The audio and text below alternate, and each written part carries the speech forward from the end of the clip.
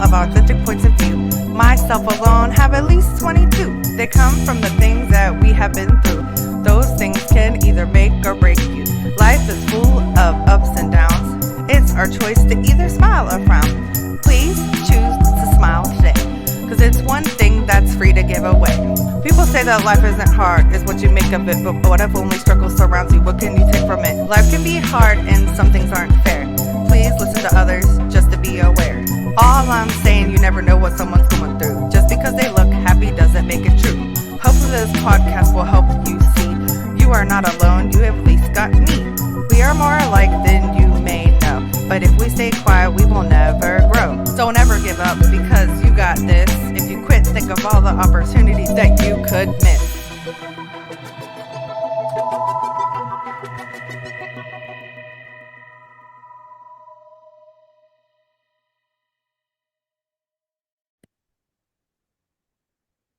Hey everybody, and welcome to Authentic Points of View. I'm your host, as always, Danielle Boer. Woohoo! I'm excited about today's guest. She is awesome, and I like to learn, so I'm going to ask her some questions. And she's interesting. I love it. So, Kristen Maes, welcome to the show. Hello, welcome for having me. Thank you for coming. So, I'm just going to have you tell us a little bit about yourself, and then we'll get started. Okay, my name is Kristen Maes. I am 31. I live in Wisconsin with my husband, Jason. We have a little 2-acre homestead that we started about 4 years ago. And I just started my business last year. So my business is I make jewelry and art with animal bones. And I also have a podcast called Live Your Passion, where I talk about living a life that you love. And I'm doing that right now. So I figured, you know what? I'm going to start right at the beginning. I want to show entrepreneurship from the beginning all the way to success. So that's what I'm doing right now, just sharing my entire journey. And it's been fun. That is so awesome. So, since you mentioned the podcast, and we're on a podcast, I wasn't going to start there, but so when you started your podcast, and I love the name of it, it's so awesome. Do you just do like one-on-one interviews, or do you have like what kind of podcast is it? Is it educational, or is it just people that are really, like you said, they're just entrepreneurs and you're trying to help them through it? I don't know. That didn't make sense. Oh no, totally. Yeah. So the podcast actually started as the Homestead adventure because when I started my homestead, I knew I wanted to have a business of some sort. So I was like, you know what? I'm going to share my journey of homesteading. So I started a YouTube channel called the Homestead Adventure. Oh, And I started showing different things around the homestead. I'm like, this is how you do this. This is how you do that. And then I was listening to a lot of podcasts, mostly personal development and business podcasts. And they all said, if you want to have a business, start a podcast. So I was like, no, I'm going to do that too. So it started as the Homestead Adventure because when I was talking to people about it, they're like, you know, you don't want to have too many business names. You already have 2 different business names. You don't want to have a third. So I was like, okay, then I guess I'm going to be talking about homesteading. So I started that, and then it just felt very inauthentic, and I wasn't staying consistent with it because I just didn't want to talk about that all the time. But, you know, like it's what I love to do, but I don't want to, you know, come up with more how-tos on another platform. mm-hmm. So I realized what I really liked to talk about was the personal development part of it, like the stuff I was listening to. And I was like, well, I'm just going to be copying these people if I do that. But then I realized nobody's going to say it like I am. Like, I'm the only me. So I'm not copying anybody else by sharing what's on my heart. So then I changed it to Live Your Passion because I was like, you know what? I want to share living all kinds of passions and just living your best life. And so it started with just solo episodes. I was just talking about my journey, and then I decided I should get some guests on. And a lot of it was I just kind of wanted to, I thought it would help promote it. And then I started getting guests on, and it started getting really interesting. So a couple weeks ago, I posted in this group need a guest, and I got like 50 responses. So then I got like 20 different guests that I've been doing interviews for a couple weeks. So I have like a month long of doing all these interviews, and it's been great and also very stressful because I'm like, Yeah. I've never had this many people to, like counting on me before.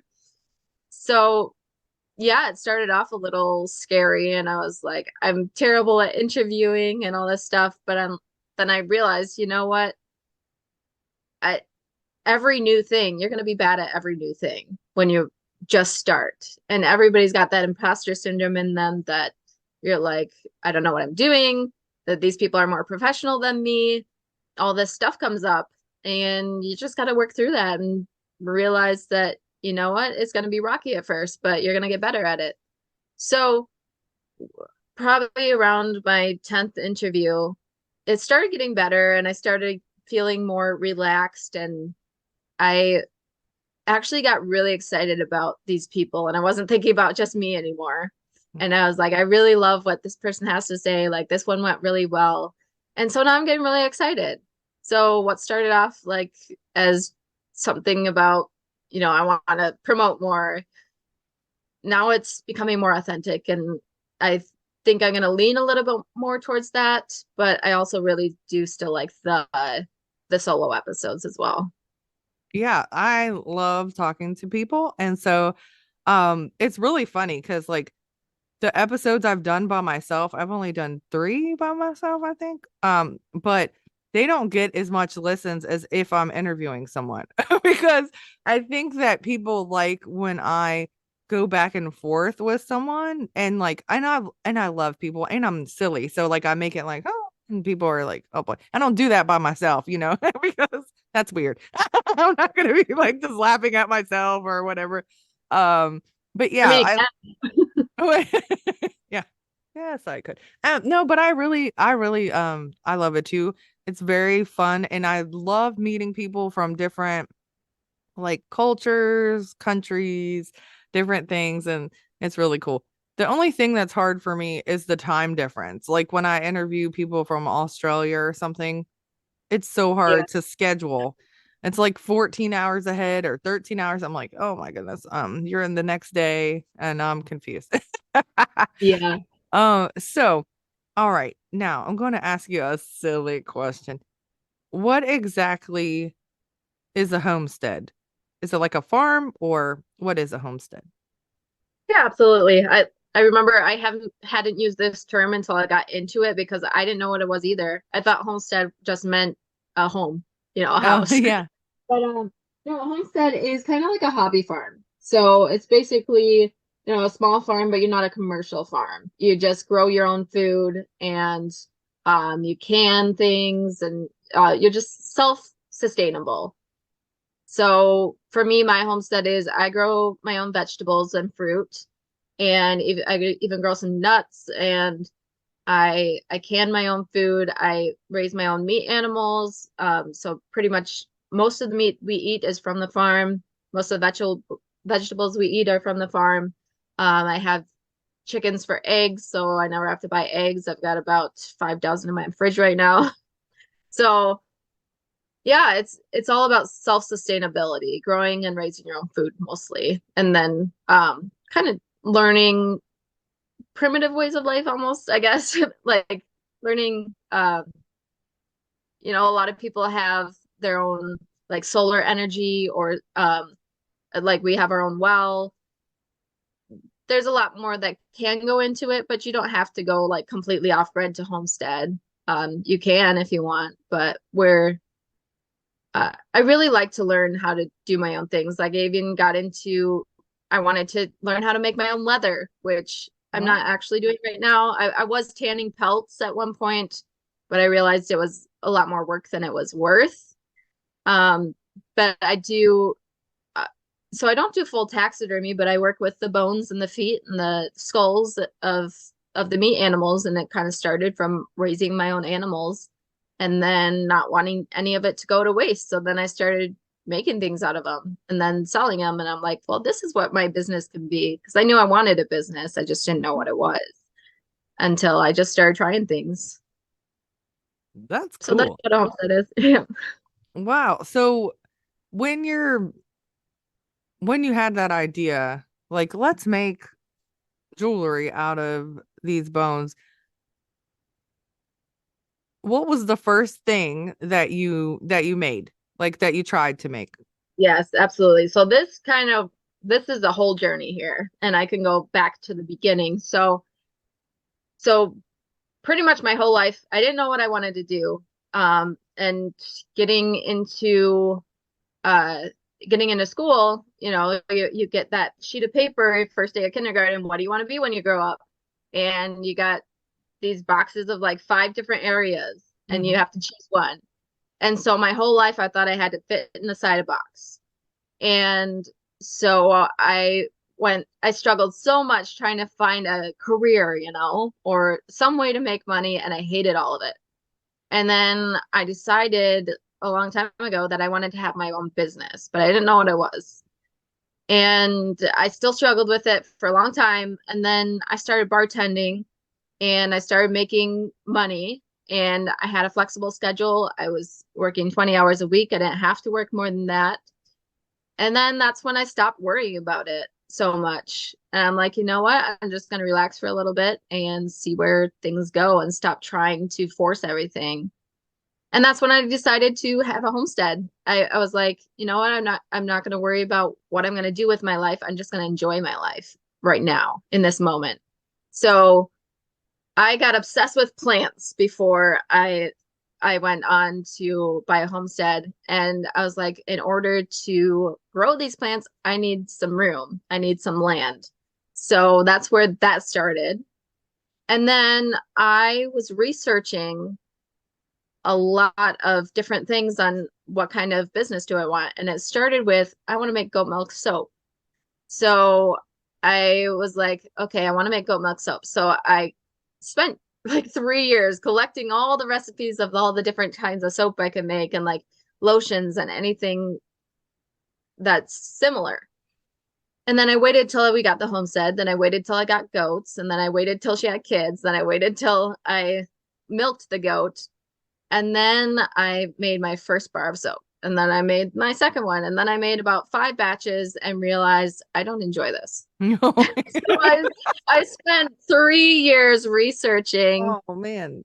this stuff and trying to make it perfect before I started. And that kind of changed my life completely, because I was like, you know what? I never want to waste my time stuck in research mode again.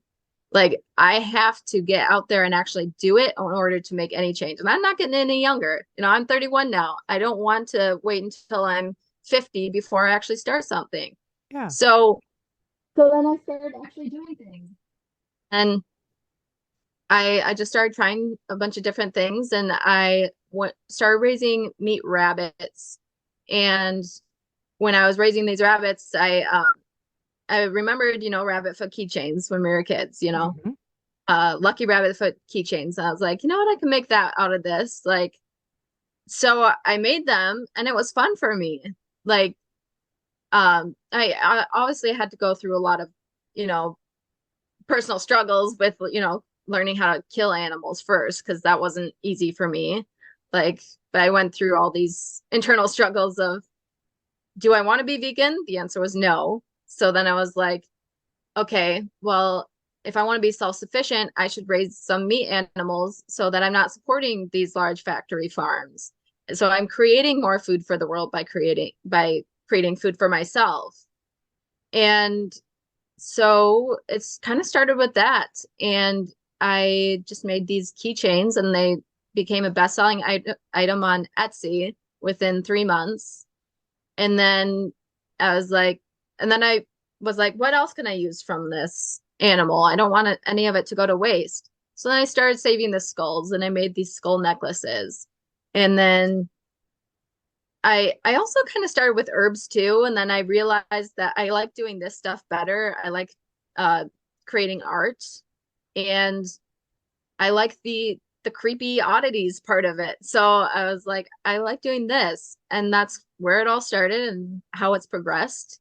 And I started collecting more bones, and I even branched out to do like coyote bones and things like that from Wow. trappers.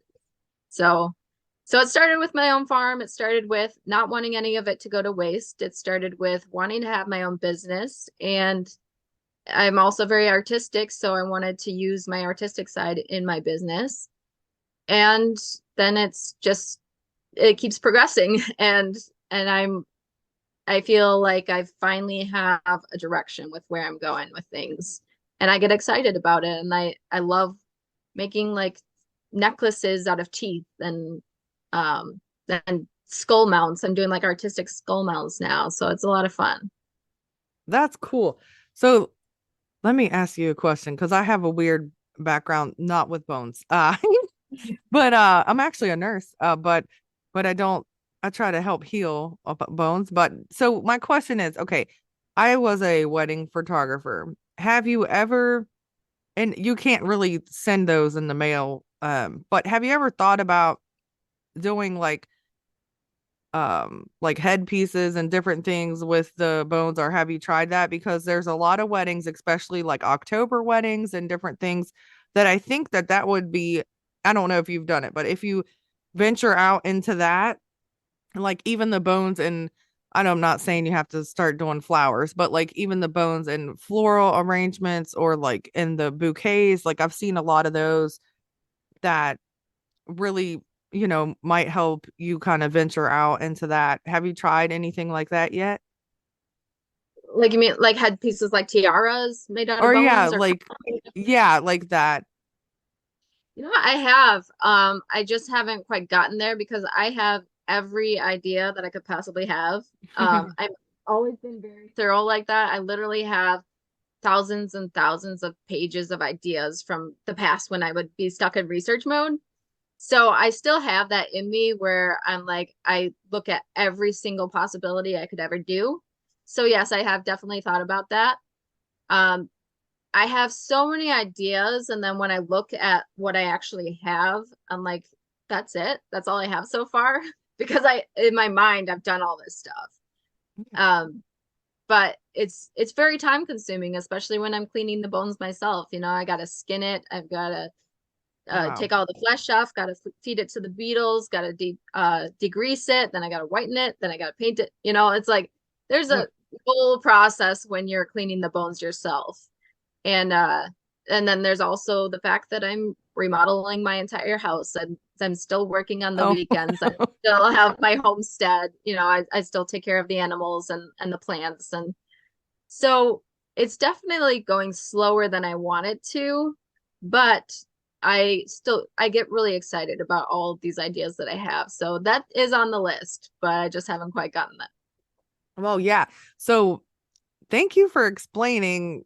Oh my gosh. Like how, I don't want to say hard, but that's a long process to do. Like even Yeah. if it's like a tiny little, ah, yeah, you like, okay. So you just explained everything, and then oh my, you skin it yourself, and then explain about the beetle part. Do they just eat the flesh, the rest of the flesh off, or? Yes. Yeah. So I just got my flesh-eating beetles. They're called domestic beetles. Oh. So I probably had them for about a month. Before that, I was trying maceration, which is you put the skull in a bucket of heated water for about a month until the flesh rots off and the bacteria kind of rots it off. And it was the worst smell I've ever smelled. I knew it was going to be bad, but it was terrible. Oh. And I decided I don't want to do that. Well, it wasn't just the smell, but it was that I had to open the bucket, get in there, like peel the goo off, and it was touching me. Like, well, of course the gloves I was using, but then like everything smelled, and I was like, I don't want to do that.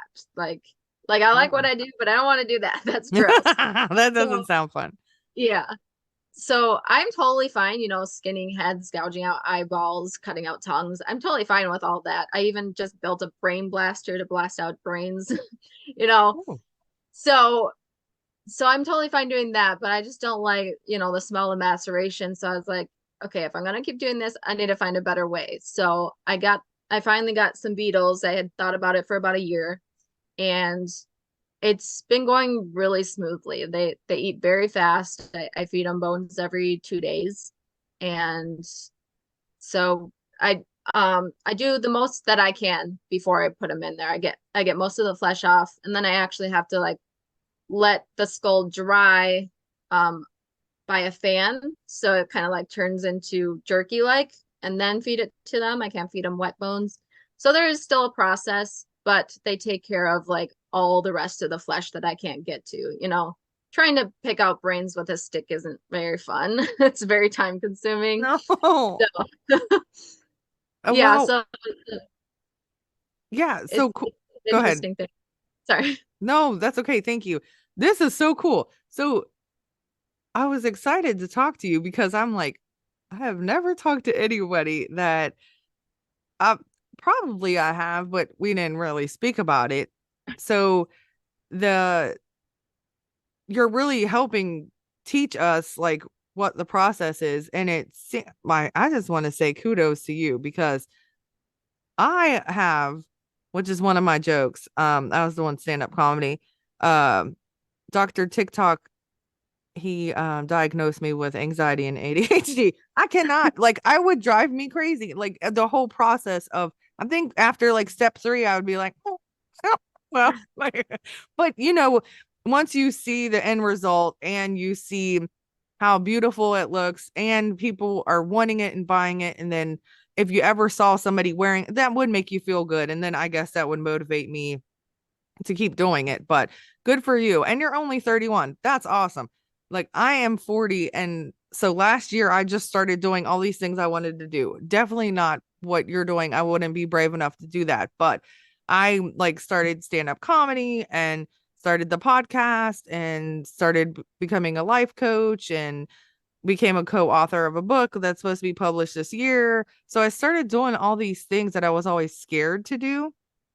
And also, I'm not like you. I wish I was. I'm not that big of a researcher. I'm like impulsive as heck. I'm like, I want to do this. Let me figure it out in 5 minutes. All right. And then I'm like, so Well, go ahead. sometimes I wish I was that way because, like I said, I can go years researching something, and because I'm crazy that way. I'm insane. I'm like, why? You're Like crazy. I did that, but no, but like with like recipes, I spent like 10 years collecting all these recipes because it started with I wanted to eat healthier, and then I went all obsessed with finding all the Pinterest recipes. Like, yeah, I sometimes I wish I was more impulsive, but I'm learning to not research the hell out of things before I do it. And Well, that saved me a lot of time. that's good. See, because like, well, that's just different personalities. Like, just like with me, if I researched it that long, I would get bored of it and I wouldn't ever start it. So I'm Mhm. the type of person that like I have to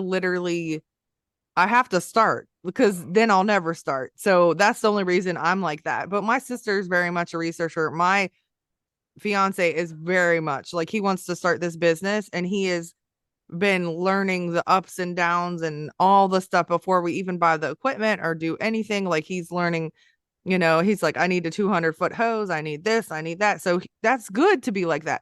And I think you always want to be something you're not because I want to be Yeah. more like that because I'm like, well, most of the time it gives you better results. Maybe not 3 years of researching it, but figuring out what you need to do first is pretty smart than just, I'm not saying I would just jump into it without knowing anything. Well, that's really goofy. I don't do that.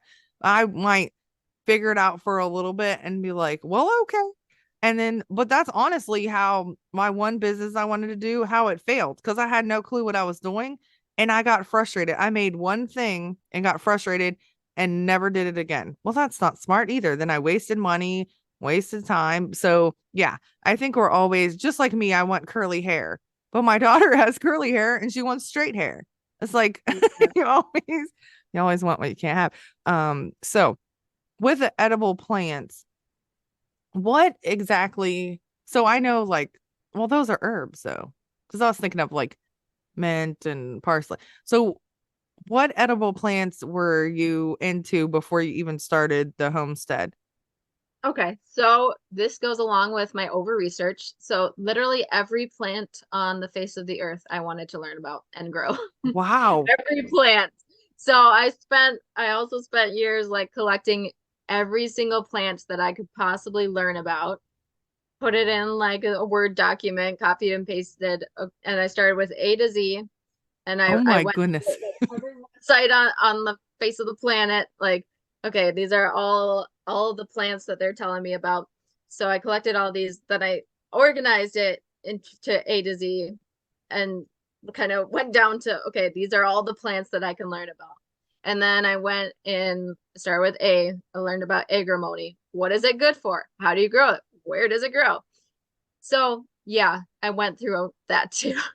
And What? so I wanted to learn about every single plant that I could. And that's how crazy I've been in the past about things. And I do still research. I do still I always buy books on something I want to learn. Like right now I want to learn about electroforming, which is you put it in like an acid bath with copper rods and electricity, and it transfers copper onto whatever you want. So I want to do that with Wow. like some of my like chicken skulls are too delicate to make into jewelry. So I want to encase it in copper. So I want to learn how to do that. So I bought like books about it. I'm uh watching YouTube videos. I join Facebook groups. So I do still research, but I'm learning to take the action before I research the hell out of something and learn as I go. And that I did that with like the skulls too, was I started with boiling and then I learned that wasn't good. So then I went to maceration, learned I didn't want to do that. And now I went on to beetles and I that was more of an investment. So I did wait and I'm glad that I'm doing it now. And I'm glad I did the other stuff because I learned. I learned what Yeah. not to do. So so yeah, with plants, I did that, and then um I started the homestead. I started a garden that was way too big, and I wanted 100 different plants, and I did 100 different plants, and probably only got about 10% back on it because it was too big, and it was my first time doing a garden, so I didn't know all the stuff. I didn't know anything about mulch or things like that, but I learned by doing it, and I'm learning that I learn a lot faster by making mistakes. So now I'm taking the time to make those mistakes, being okay with making mistakes, trying not to kill myself with all this stress of trying to do too many things at once. And I'm learning to scale back and being okay with not having every single plant on the face of the earth.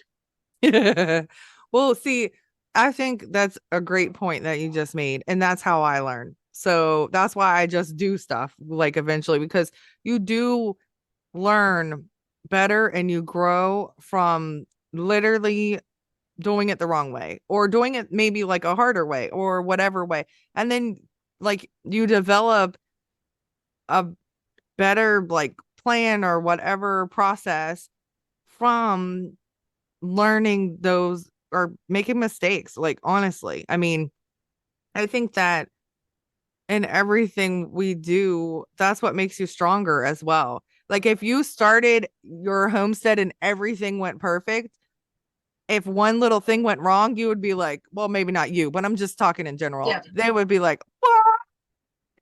You know, and that's the thing in life is that we have ups and downs. And so the fact is that you don't give up. That's amazing. You like are tough. You're like, nope, let me figure this out. Okay. Okay, that didn't work. So, I'm gonna go. And some people that research that much, that would devastate them if it didn't go as planned. So that's great that you just adapt and adjust and you're like, okay, let's try this out.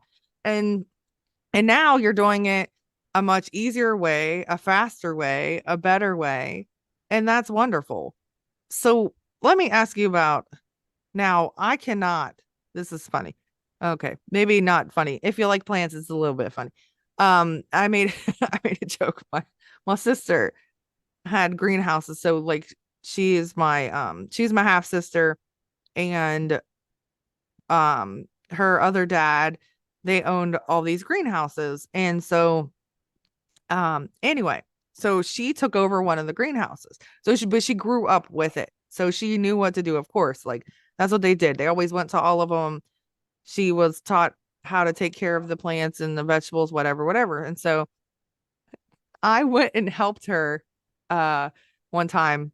Oh my gosh. No, more than once, but I did not know there was so many types of tomatoes that I looked like a moron. Like people came up to me and they're like, "Where's the beef eater?" And I'm like, "There's no meat here."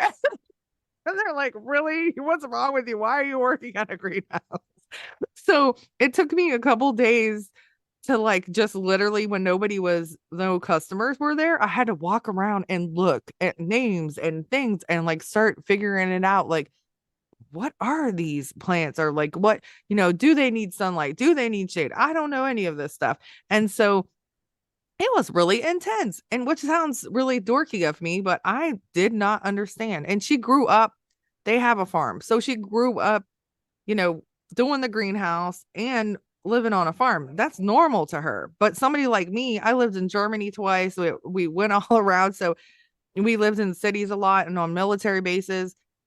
I don't know anything about that, but I mean, I love it and it's amazing, but I don't. So my joke is that it's not nice because it reminds me of like human death, but I don't mean it like that.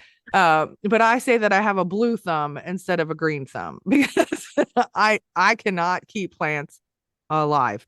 Uh, my sister's staying with me now. She's a nurse too, and she's traveling from West Virginia to here.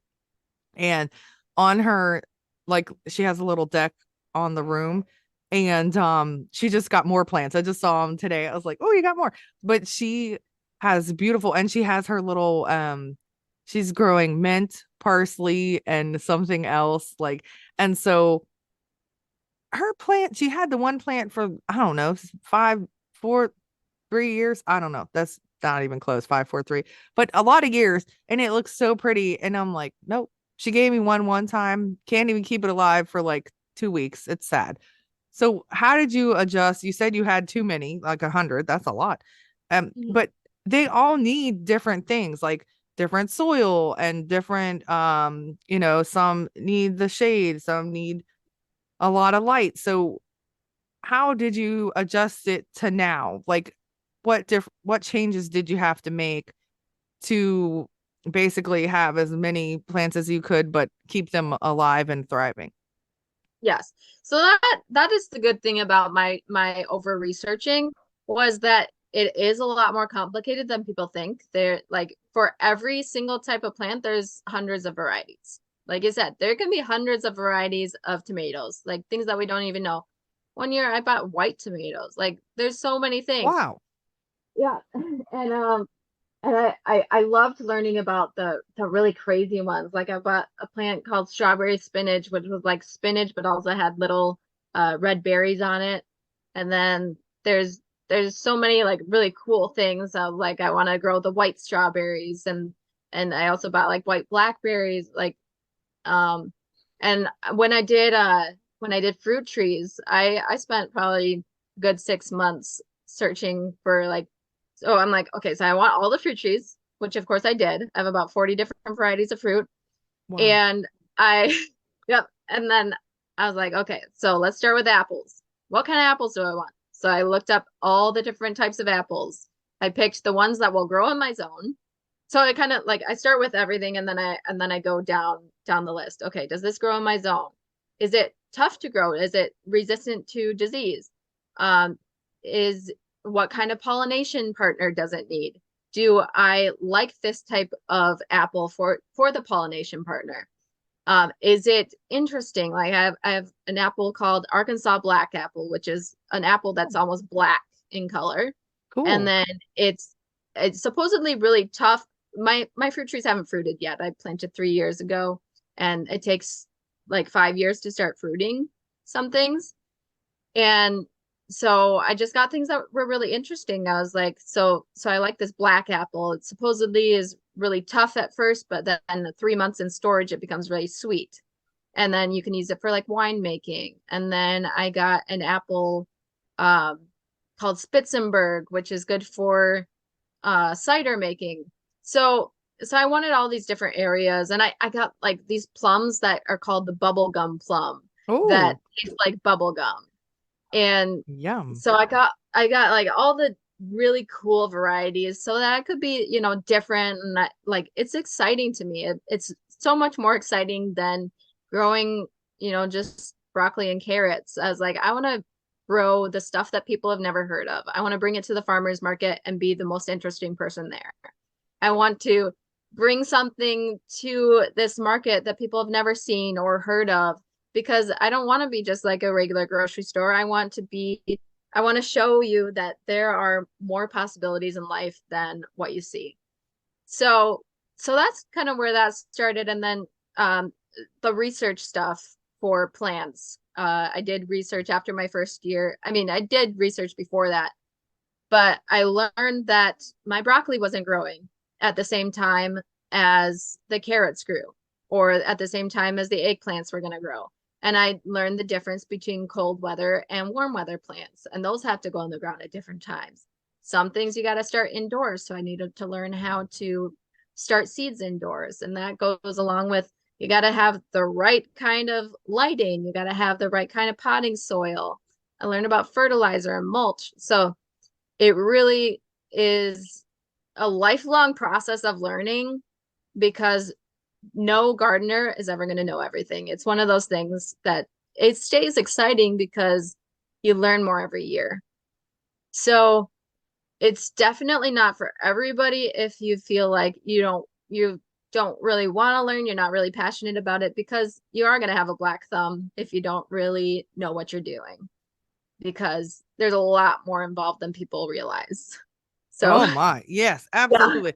Like even now, I pay attention like at the grocery store because so I started going to the farmers market actually, and I made a lot of friends there because I love to talk. So but I didn't know that there was that many apples. So there's this one that does, let me think.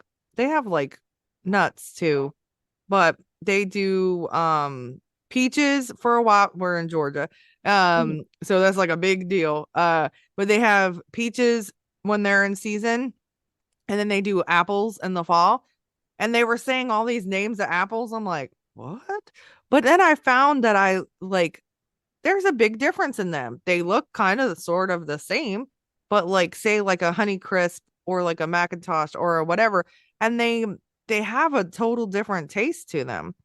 But that's so interesting and awesome that you're just like that you wanted to be unique. And you're right. I think like if I was going to your farmer's market, I don't live where you live, obviously, but if I was going there, I would absolutely want to go visit you if you were there every week, because learning and trying things that I wouldn't have access to, and that would be awesome, especially if I liked it. Now I'm gonna want to, keep coming back to whenever it's in season. So that's really smart. You're a smart businesswoman, and it seems like you have a good head on your shoulders, and don't ever stop researching. Good for you. Because I mean, you're right. Like you don't want to research the heck out of it to the point where you're like, I don't want to do this anymore because I know everything. Uh but that's really good. I think that your journey is awesome and your story is awesome because not everybody can do what you do. It is so hard. Like just from my sister telling stories, and I'm like, oh my gosh. Or my grandparents actually on my mom's side, they in the 20s owned a big, huge property and farm and a store. And during the Great Depression, my great grandfather like almost went bankrupt because he was giving everybody IOUs because he didn't want people to starve. And so just how my grandmother, she passed away at 95, but she would tell us stories about how they would have to wake up at 4 in the morning and like you have to work before you go to school and then you have to work. And I'm like, I don't know, maybe I'm just lazy because I'm like, that sounds really hard. I don't know. But it gives you this determination and willpower of you can basically do anything because you've been literally working in the dirt and working your way up. Like you, if you're hungry, you got to go get it, right? And so that's what you said, like they're primitive. So that's really cool. What did your husband say when you wanted to do this? Was he game from the beginning, or was he kind of like, well, I don't know? It's always been a fight, always. Oh, It's exactly what I want and not what he wants. So I like you said, I'm very headstrong and I'm very stubborn. I know what I want and I go after it and I don't let anybody tell me otherwise. So it has been a struggle as far as that goes, like especially with like some of the meat animals. He was not on board with the rabbits. And uh I was working way too much in the garden the first year because it was way too big and I was determined to make it work. So I spent the entire spring, summer, and fall outside working in the garden 8 hours a day. And wow. so he's been supportive. And he lets me do what I do because, he doesn't have another choice. I'm gonna do what I do. Um, but but there are definitely like I feel like I'm getting um more understanding this year as far as like things go and I want to take his feelings into account more because in the past it was all about me like what I want to do and I do feel like I'm being more understanding and trying not to be so crazy with things and go too much like the first year like I said I planted 40 different varieties of fruit. I had a 2,500 square foot vegetable garden plus 10 other small gardens. And then I added pigs, goats, turkey, quail, rabbits, geese, ducks, I added everything.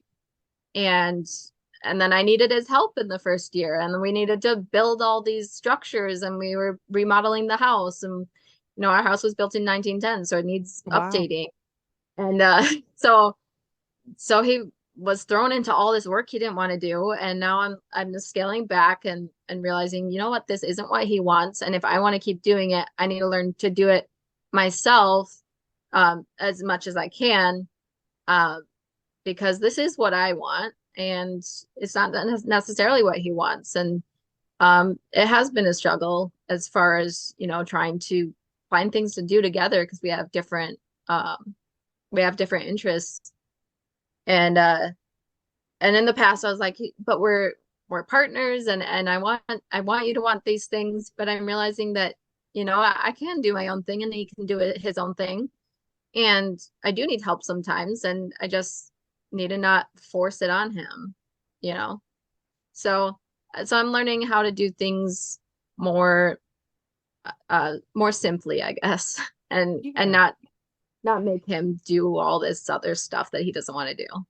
Yeah, that's hard though, because um my fiance just built this thing, but he was like mad at me the whole time because it was like something that whatever. And then he also I do stuff last minute and Mhm. he does not do stuff last minute and it drives him crazy.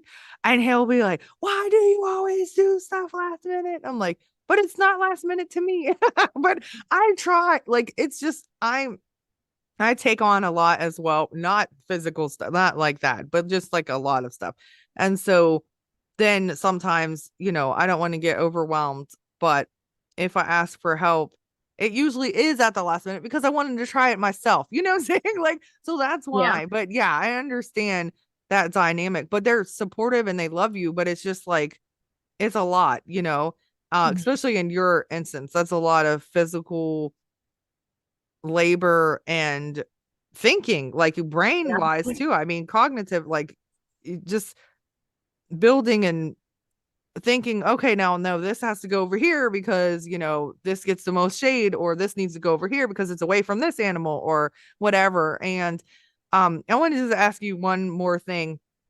So, what animal makes the best? Because you talked about the chickens skulls are too fragile. So what does make the best, say maybe necklace? What animal's skull? So it started with rabbit. So that I think for necklaces is a good one because it's not as delicate as a bird's skull, but like I said, I do want to do other skulls encased in copper. I just have to learn that process. Hmm. It's a little more involved than, just dipping something in paint or whatever. Um, so so yeah, I say the rabbits are an easy thing to make into a necklace. They're small. Sometimes they get a little big, and I won't put them on the necklace if they're huge. But I have learned that like they just don't sell as well as some of the other things. Like Oh, people think they're really cool, but a lot of people don't wear them. So I'm learning to branch out and do something a little different. okay. So this year is all about trial and error. I'm going to all these events and trying all these different products, what sells, what doesn't. And it's been a journey. Like it's been a lot of trial and error. And so yeah, there's not a lot of really small skulls that aren't very delicate because a lot of the small skulls are bird. Um, and then, I'm not going to go like really small with like mouse skulls and stuff like that. So, yeah, the rabbits have been the only one that I really put on necklaces so far. And I've done like the jawbones as well. And then with like larger skulls like coyote and goat and deer, I'm doing just full skull mounts and I Mm. put them in frames. And I like to make it artistic. And I started with metallic paints. So I've done like bronze. I use a lot of bronze and things. I love bronze. Pretty. Uh, yeah, bronze and copper I do a lot of. And then I use Sculpt products. And I learned this from another YouTuber because he was doing a deer skull with this Sculpt bronze. So it's like a paint base, but it's mixed with ground up metal. Hmm. And then so you get a more like harder surface when it dries, and then it's also has like the shiny metal in it. So that's been a lot of fun to work with. I love metallic looking stuff. And then I put it in a frame and then I put like a backdrop and stuff and make it really pretty. Because Oh, I don't like just the regular white European mounts. I like to go all out and make it uh artistic and fun. So that sounds really pretty. So we didn't mention what is the jewelry business? What is that called? it's called Moonlight Emporium. So you can find it Oh, on Facebook. And then pretty. I also have an Etsy shop. That one's called Moonlight Emporium KM. And I don't have a website yet. I just started my business last year and I'm still working through all the kinks and Yeah. it's all yeah, this year I'm focused on trial and error. What do I want to make? Is it worth making? Does it sell? So that's what I'm working on now. Awesome. So what is your best seller so far? Definitely rabbit foot keychains. That's what I actually started with. And since they are cheaper, like I sell the front feet for $5, back feet for $7. And so that's still a bestseller on Etsy, and I sell probably at least 10 a week. And so yeah, I haven't really gotten a lot of traffic to the other things yet. And I think there's a few reasons. One, it's a cheaper item. It's easy to just click and say, I want this, I'll buy it. And then not a lot of people make it because, not a lot of people raise rabbits and, eat them and then make things with their parts. So not a lot of people make it. And then, but it's a searchable item. It's something that people know is a thing. Yeah. Like people aren't searching rabbit skull necklace, they're searching rabbit foot keychain. Yeah, so far it's that. And then I do still sell a few at the events, but not as much as I do online. But I do make more money at the events than I ever do online. So right now, yeah, it's kind of like I don't have any one bestseller at the events that people kind of just buy a little bit of everything, but online it's definitely those. So cool. So, wow. Okay. Now, what would your advice be for someone that wants to start a homestead? Like well, obviously you need some land, but what's like the number one tip other than getting a place? Yeah. I would say there's so many different things that come up.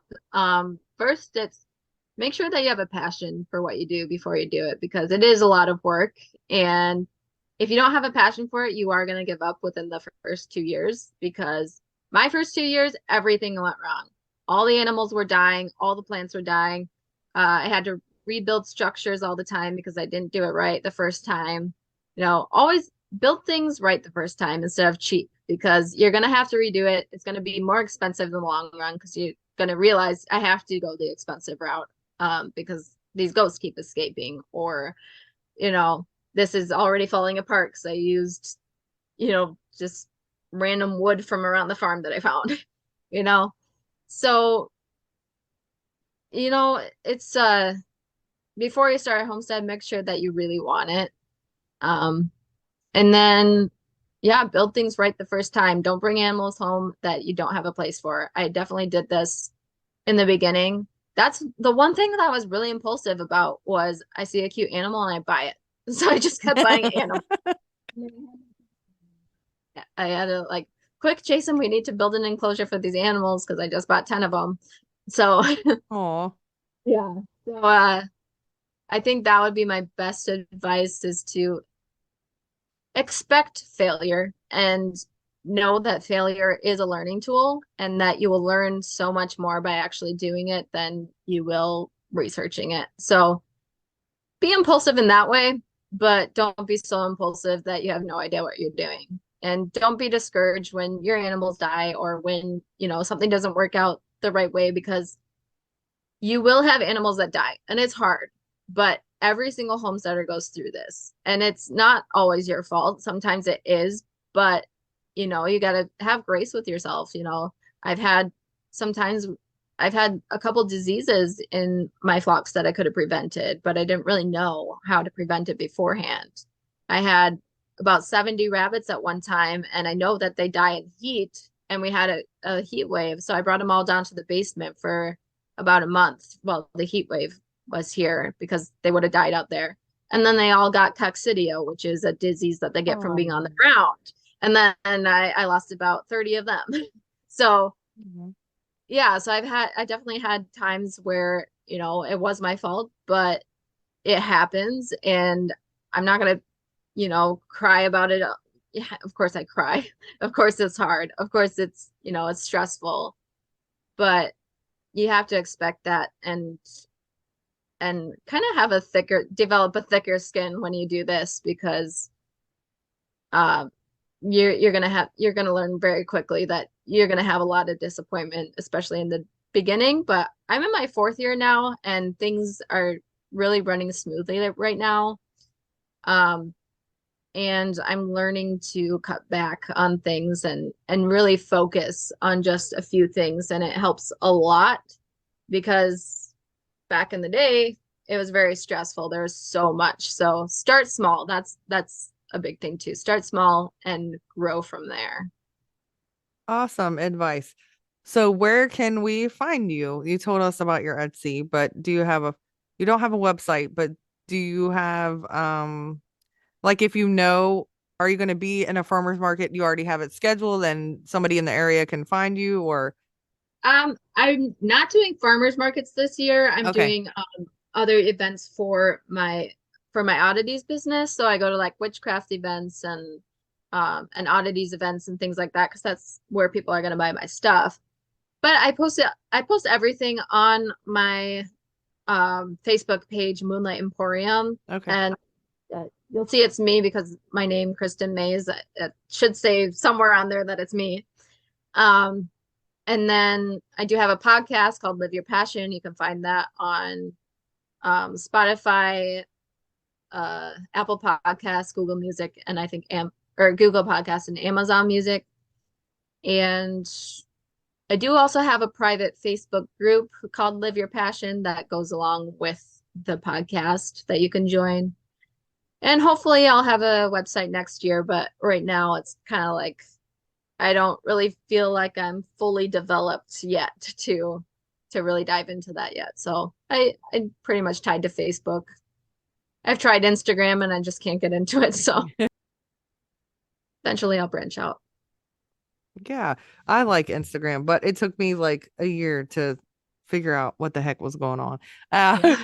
so, all right. Well, Kristen, you're awesome. Keep up the good work. And you work so hard, so it definitely will pay off, and working that hard, is for a reason. So I can't wait to see how successful you get, and just the joy that you like exude when you're talking about it is really cool.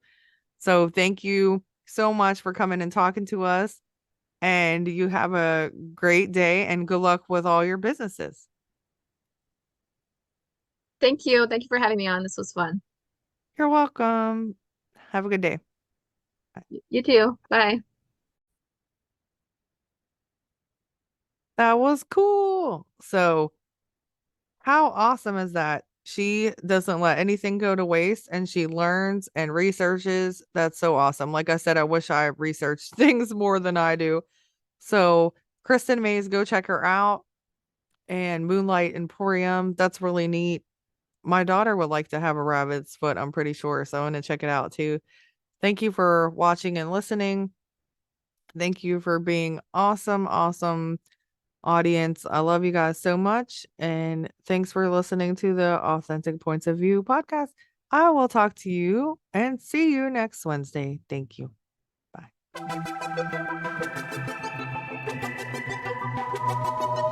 Thanks for listening to Authentic Points of View podcast. I hope that something you heard today changes your point of view.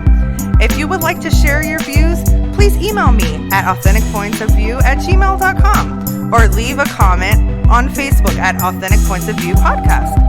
Remember, always be mindful of other people's journeys and have open ears and an open heart.